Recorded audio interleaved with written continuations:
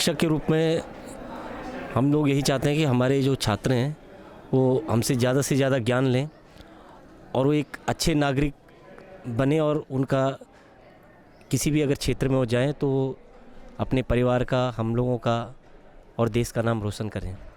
वैज्ञानिक दृष्टिकोण बच्चे के अंदर क्रिएट नहीं हो पा रहा है, तो बच्चे के अंदर वो शिक्षा मिले जो बच्चा स्वयं जिसमें इंटरेस्ट लेता है, तो उसको ऐसी शिक्षा दी जाए कि उसका जो रुझान है, जिस क्षेत्र की तरफ रुझान है, वो शिक्षा मिले।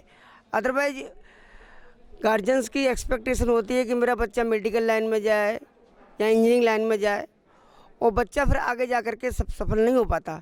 बच्चों ने इस कोरोना काल में ऑनलाइन टीचिंग के साथ साथ अपना जो व्यक्तिगत उनमें चीज़ों में जो उनकी रुचि थी उसको बच्चों ने आगे बढ़ाया। कुछ बच्चे ऐसे थे, मैंने बच्चों से काउंसलिंग की, मैंने बच्चों की काउंसलिंग की और उनके गार्जियंस की काउंसलिंग की। तो काउंसलिंग में मुझे उन बच्चों की पारिवारिक परिस्थितियों का पता चला।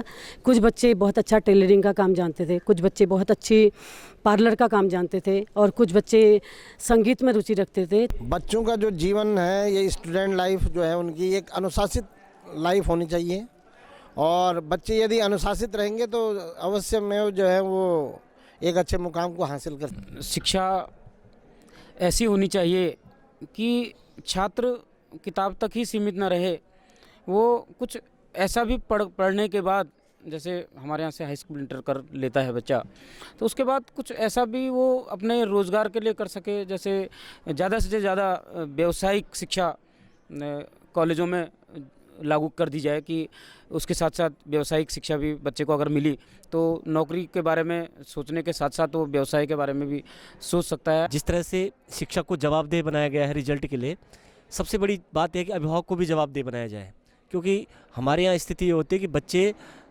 स्कूल ही नहीं आते हैं। हम लोग अपना कोर्स पूरा करते हैं, बहुत मेहनत करते हैं, लेकिन अभिभावक बच्चों को भेजते नहीं हैं। जिन बच्चों के कारण मैं आज इस मंच से बोल पा रही हूँ एक शिक्षक के रूप में, तो उन बच्चों के उज्जवल भविष्य के लिए मैं जितना करूँ वो मेरे लिए कम है। मैं चाहती हूँ कि बच्चों को सबसे पहले एक अच्छा व्यवसायी, एक अच्छा सर्विस क्लास इंसान बनाने से पहले एक अच्छा इंसान बना पाऊँ, उसमें एक अच्छे सद्गुणों का विकास कर पाऊँ और उसको एक ऐसे संस्कार दे पाऊँ कि वो आगामी अपने जीवन में एक उदाहरण के तौर पे सबके सामने आए और मुझे उस पर गर्व हो। किसी भी देश की उन्नति अच्छी शिक्षा पर ही निर्भर है, जैसा कि आप जानते हैं। तो मेरा ये अपना मानना है कि बच्चों का जैसा रुझान है, जिस क्षेत्र में है रुझान, उसको उसी प्रकार की शिक्षा शुरू से दी जाए, जिससे कि वो अपने फील्ड में अच्छा कुछ कर सके। नमस्कार, उत्तराखंड 360 न्यूज़ में आपका स्वागत है। मैं हूं मदन मोहन सती। आज हम रामनगर के जीआईसी इंटर कॉलेज में हैं। यहाँ कुछ शिक्षक हमारे साथ हैं, इनसे जानेंगे कोविड के बाद पढ़ाई में कितना बदलाव आया है, कितना चैलेंजेस बदले हैं। अव्वल तो शिक्षकों के बाद हमेशा से चैलेंज का काम रहा है, वो एक पैटर्न पे काम करते हैं, उनको हर रोज़ बच्चों को एक नई एनर्जी देनी होती है। लेकिन कोविड के बाद बहुत सारी चीज़ें बदली हैं। आप सभी लोग का स्वागत है। और कोविड के बाद बड़ा बदलाव भी हम देख रहे हैं। हालांकि स्कूल खुल गए हैं, उत्तराखंड में भी खुल गए हैं, बाकी राज्यों में भी खुल गए हैं। तो मैडम, आपसे शुरुआत करते हैं, कोविड के बाद कितना शिक्षण कार्य बदला? सबसे पहले तो मैं आपको धन्यवाद अदा करना चाहूँगी कि आपने मुझे अपने विचार रखने का मौका दिया। तो सर, अगर मैं कोविड के बाद की अपनी शैक्षिक व्यवस्था के बारे में बात करूं तो सबसे बड़ा बदलाव मुझे जो बच्चों में मिला, मैं अपनी अगर इस यात्रा को आपके सामने रखूं तो अप्रैल से जब हमने कोविड को देखते हुए मैंने ठान लिया था कि क्योंकि ये बहुत लंबी चलने वाली बीमारी है, इस बीमारी का एकदम से निदान तो है नहीं। तो स्कूल के भी निर्देश थे, विभाग से भी निर्देश थे, और मैंने स्वयं प्रेरणा से भी अपने पहले स्कूल के सारे बच्चों के ग्रुप बना लिए हैं। तो ग्रुप बनाने के बाद बच्चों के गार्जियंस और बच्चों से जब मैंने मुलाकात करनी शुरू की तो शुरू में 2 बच्चे केवल मेरे पास जुड़ पाए थे। तो धीरे धीरे ये चीज़ चलती रही और ये धारा आगे को चलती रही और बच्चे मेरे से जुड़ते रहे। करीब 20-22 बच्चे मेरे साथ ग्रुप में जुड़ गए। तो मैंने ऑनलाइन शिक्षण को अपनाना अपने लिए ज़रूरी समझा। तो बच्चों के साथ जब मैंने ऑनलाइन शिक्षण में बच्चों से मैंने वीडियो कॉन्फ्रेंसिंग और व्हाट्सएप के द्वारा बात करनी शुरू की, तो धीरे धीरे बच्चे आने तो शुरू हुए, लेकिन उनकी समस्याएँ ये थी कि उनके पास स्मार्टफोन नहीं थे। और दूसरी बात ये थी कि बच्चों के घर में एक ही फ़ोन थे, माता पिता कामकाज में जाने वाले थे, तो बहुत कम समय के लिए उनको फ़ोन प्राप्त हो पा रहा था। तो मैंने उनका जो सुबह वाला समय था, सुबह 7 बजे से लेकर 9 बजे तक का, वो समय लिया। और जहाँ तक सकारात्मक बदलाव की मैं बात करूँ तो मेरे नज़रिया से तो बच्चों में काफ़ी चेंजेज आए, क्योंकि जो बच्चे क्लास में, हम बच्चों की बैकग्राउंड से भी ज़्यादा बहुत क्लोजली उनके बारे में जानते नहीं थे, तो उनके गार्जियन से बात करने का मौका मिला, उनकी घर की स्थितियों का हमें पता चला और किस कारण से बच्चा हमसे जुड़ नहीं पा रहा था, ये चीज़ें हमारे सामने आई। और लगभग अधिकांश बच्चे कहीं ना कहीं किसी न किसी माध्यम से पड़ोस के बच्चे के वहाँ जा कर के या फिर अपने पिता से कह के मेरे कामों को कर रहे थे।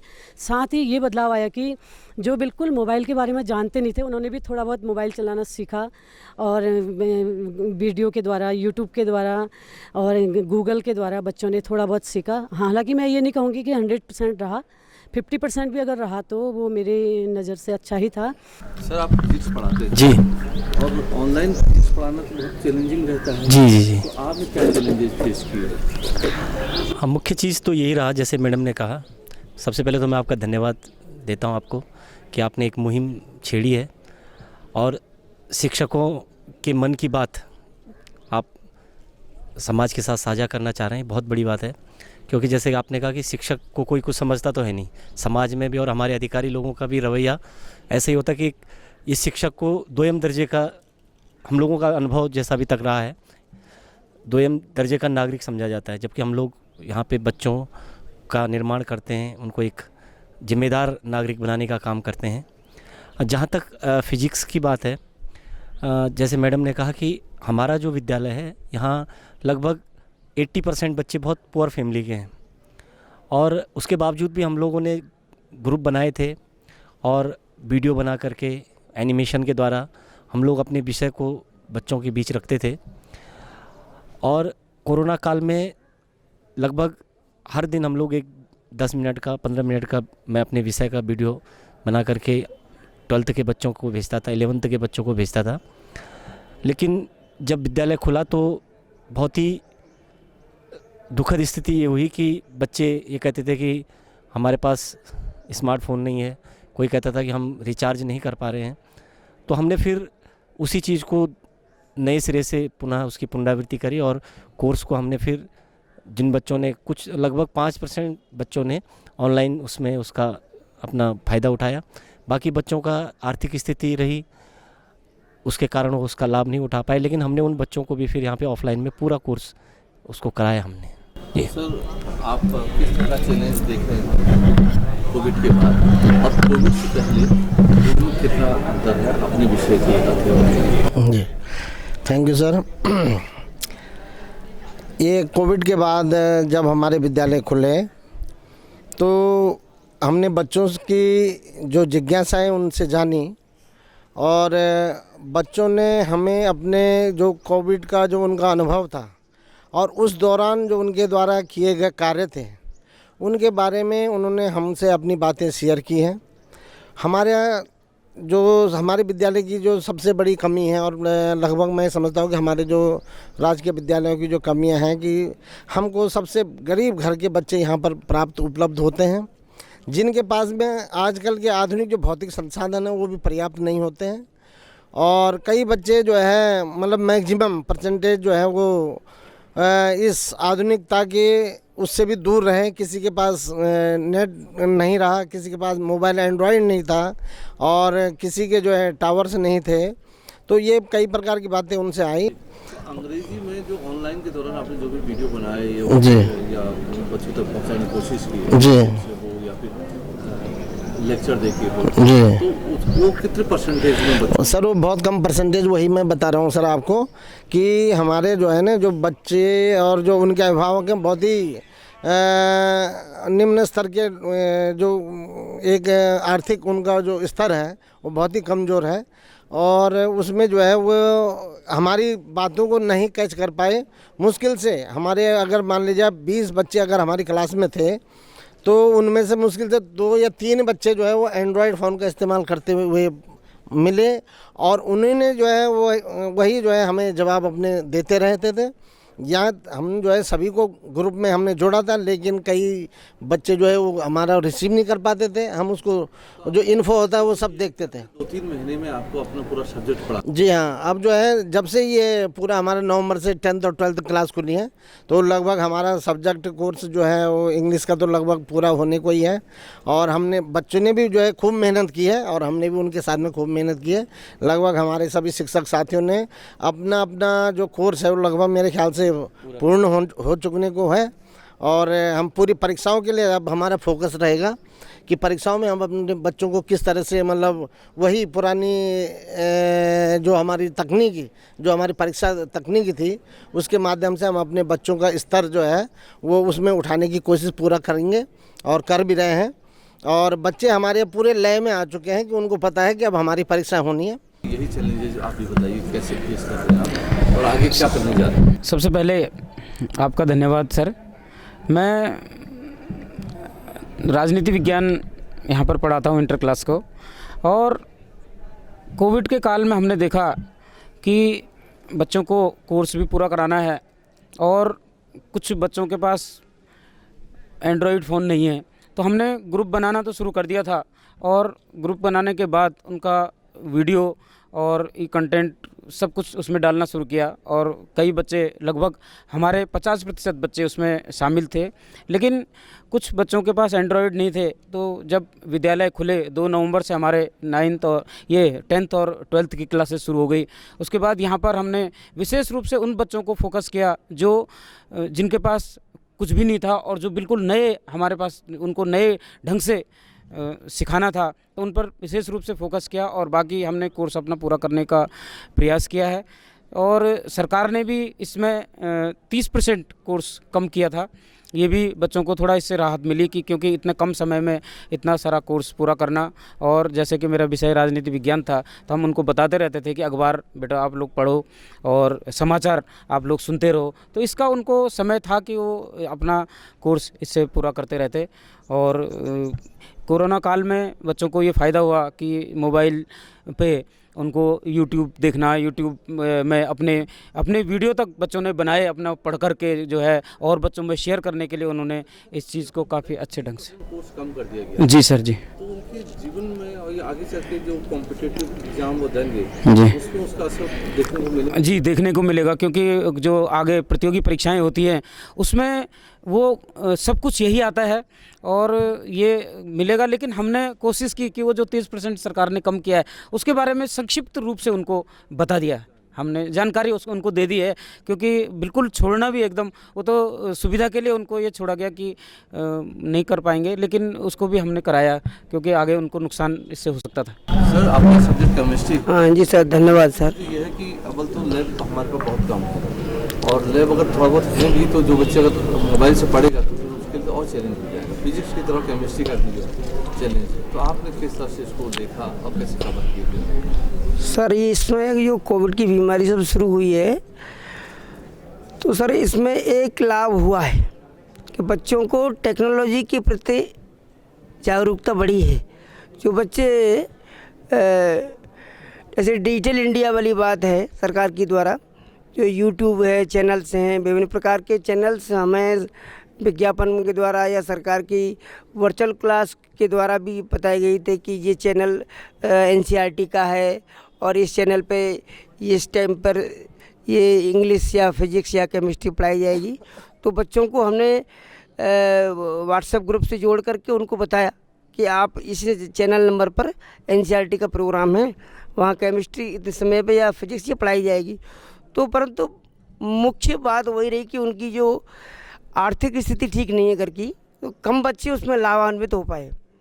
अदरवाइज सर प्रयोगात्मक परीक्षा वो है विषय होने के कारण प्रैक्टिकली तो संभव हो नहीं पा रहा है, क्योंकि लैब भी नहीं खुल पाई है और ऊपर से भी ये आदेश नहीं थे कि क्योंकि छोटी लैब है, बच्चों को गैदरिंग करना और वहाँ पर उसको ठीक नहीं है। उससे एक सवाल और ये कि बच्चों के व्यवहार में पिछले 10 सालों में बड़ा अंतर आया है।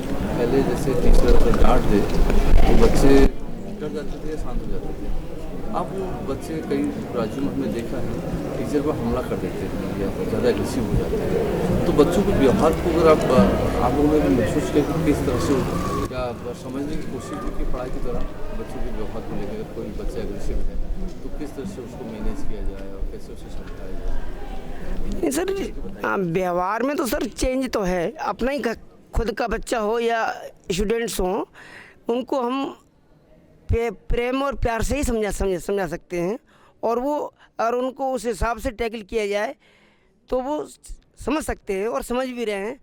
वो जैसे पनिशमेंट वाली बात तो है भी नहीं और होनी भी नहीं चाहिए। इसका स्वरूप बिल्कुल बदल गया और एनसीएफ 2005 के बाद से जब आनंददायक शिक्षा का प्रचलन जब से हुआ है तो उसमें यही है कि बच्चे को, अगर हमने तो ये देखा सर, उसका पॉजिटिव वो देखा हमने, नतीजा देखा कि बच्चे अब उनको समझाने के साथ साथ और अच्छे ढंग से उनको खुश होकर के समझाओ तो बच्चे भी एक आनंद, पढ़ाई का आनंद देने की कोशिश हम करते हैं, तो उसमें बच्चे ज़्यादा अच्छा सीख रहे हैं, बल्कि डराने की बजाय कि मतलब एकदम से ज़्यादा उन पर एकदम भार डालना और ये करना, तो इससे हमने अच्छा वो इसमें देखा है। सर आप बताइए थोड़ा सा किस तरह का व्यवहार आप महसूस करते हैं बच्चों? बच्चे सर जो है लगभग अब एक कोरोना का काल देखा है बच्चों ने भी और हमने भी, ये मेरे ख्याल से हमारे जीवन में पहला चांस ऐसा होगा, और जो लगभग अभी इस सदी में सब लोग जी रहे हैं और वो बच्चे भी, तो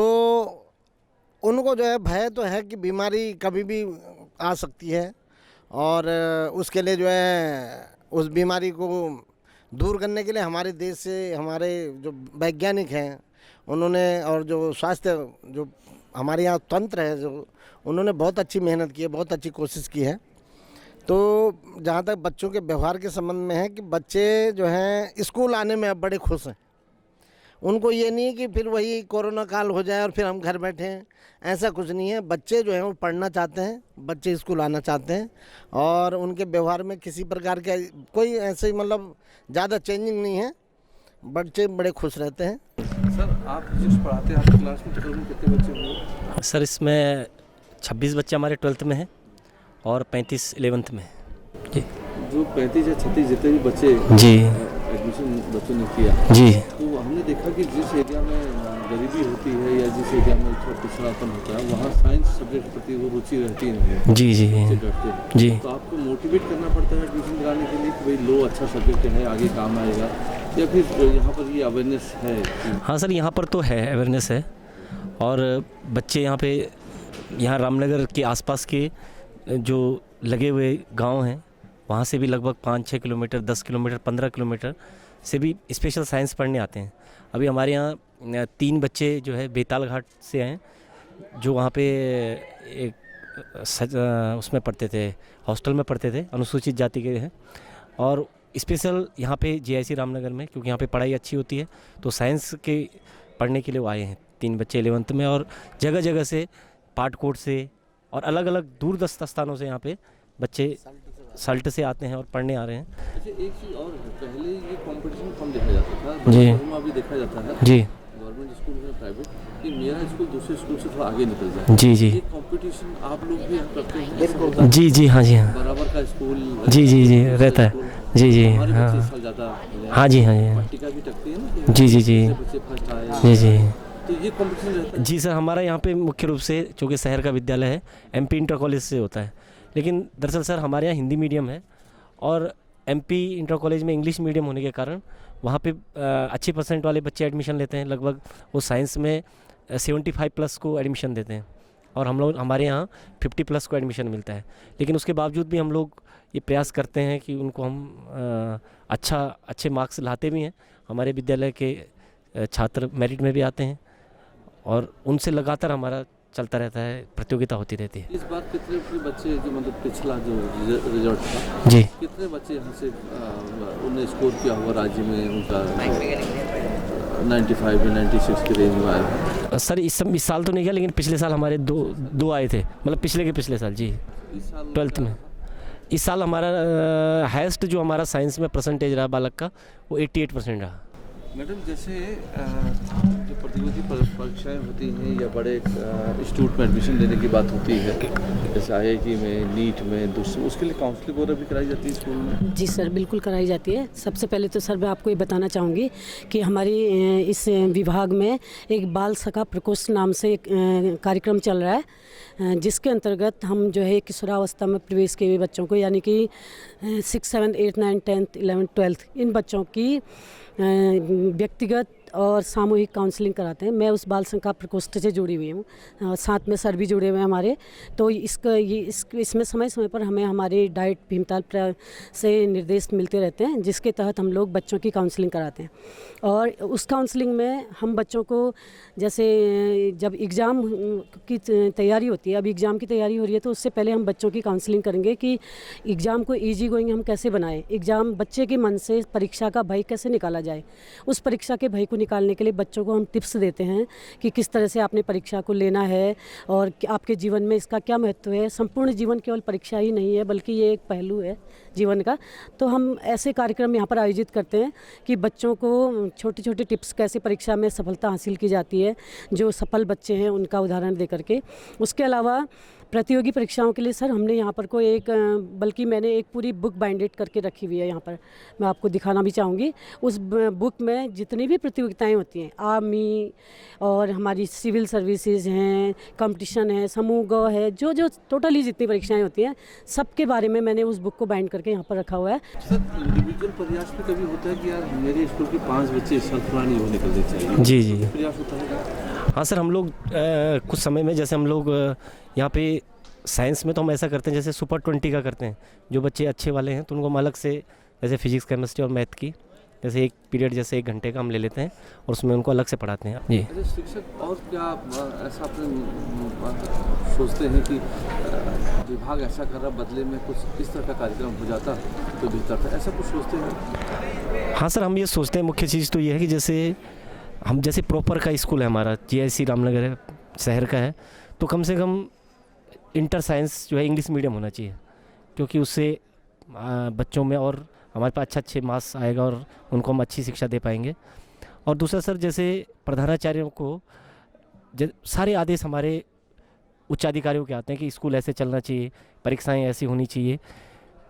पूरा संचालन जो है एक जगह पे कर दिया है, तो शिक्षा का विकेंद्रीकरण होना चाहिए। विशेष रूप से स्कूलों के संचालन में प्रधानाचार्य को अधिकार दिए जाने चाहिए कि किस तरह से हम परीक्षाओं को संचालित करें, विद्यालय कैसे चले, एक्टिविटीज़ विद्यालय में कैसे हों।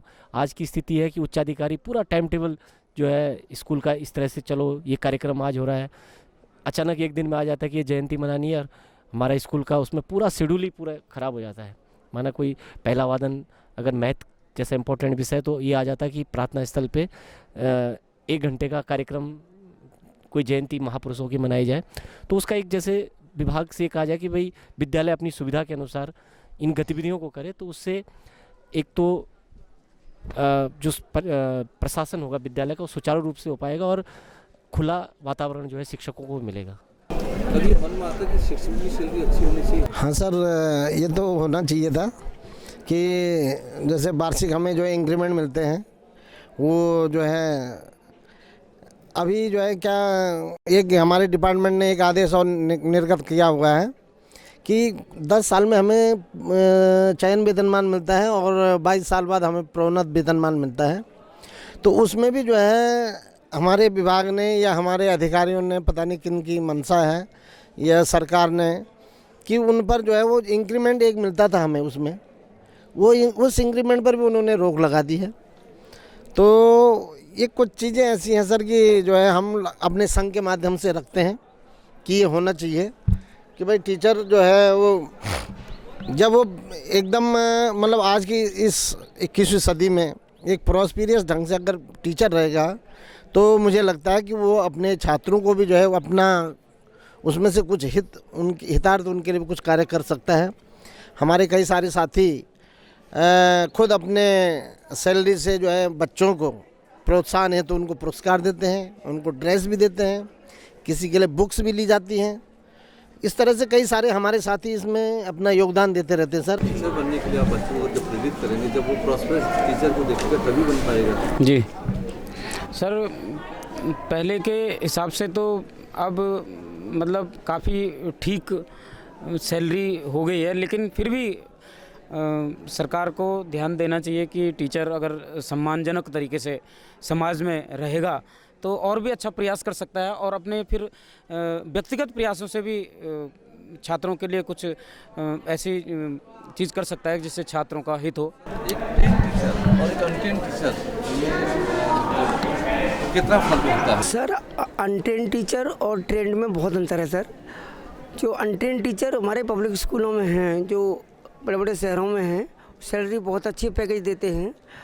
उनके जो गार्जियन हैं वो अपने बच्चों के प्रति ज़्यादा जागरूक हैं सर। तो और उनकी जो गार्जियनों की इकोनॉमिकल पोजीशन है वो भी बहुत अच्छी है। और हमारे यहाँ के जो बच्चे हैं उनके गार्जियन बहुत ही पुअर हैं और शिक्षित भी नहीं हैं। कुछ गार्जियन तो अपने बच्चों को होमवर्क तक नहीं देखते कि क्या पढ़ के आया बच्चा, क्या लाया। तो ट्रेंड सर हम जब हम बीएड करते हैं या एमएड करते हैं, कुछ भी ट्रेनिंग करते हैं, उसमें जो हमारी शिक्षा जो टेक्नोलॉजी यूज करते हैं वो पढ़ाने का तरीका बताते हैं, तो उससे तो सर अनट्रेंड से हम बेहतर पढ़ा सकते हैं। ऐसा नहीं कि हमने ट्रेनिंग बेकार की है, परंतु उसका कारण सबसे बड़ा यही है कि हमारे जो बच्चे हैं उनकी फाइनेंशियल स्थिति अच्छी नहीं है। उनका जो फैमिली बैकग्राउंड है, फैमिली में से जो मदर फादर हैं वो पढ़े लिखे नहीं हैं। इसकी वजह से हम जो जितना एक्सपेक्ट करते हैं उतना हो नहीं पाता। इसलिए जो हमारे शहरी विद्यालय के अनट्रेंड टीचर हैं वो उनके जो बच्चों के गार्जियन हैं वो ज़्यादा सक्सेस हो जाते हैं सर। ये अक्सर क्या होता है कि जब चुनाव हो या कोई सरकारी कार्यक्रम बनता है तो अक्सर शिक्षकों के ऊपर लोड होता है जी, विषय भी पढ़ाते हैं। आप लोगों के मन में कभी ये बात आती है कि ये काम मुझसे हमको हटाना चाहिए? हाँ सर, चुनाव तो राष्ट्रीय कार्यक्रम है, लेकिन अन्य जैसे कार्यक्रम होते हैं उसमें जैसे पल्स पोलियो, अन्य छोटे मोटे कार्यक्रमों में हम लोगों की जो ड्यूटी लगाई जाती है तो उससे मुख्य रूप से जो हमारा शिक्षण वो प्रभावित होता है।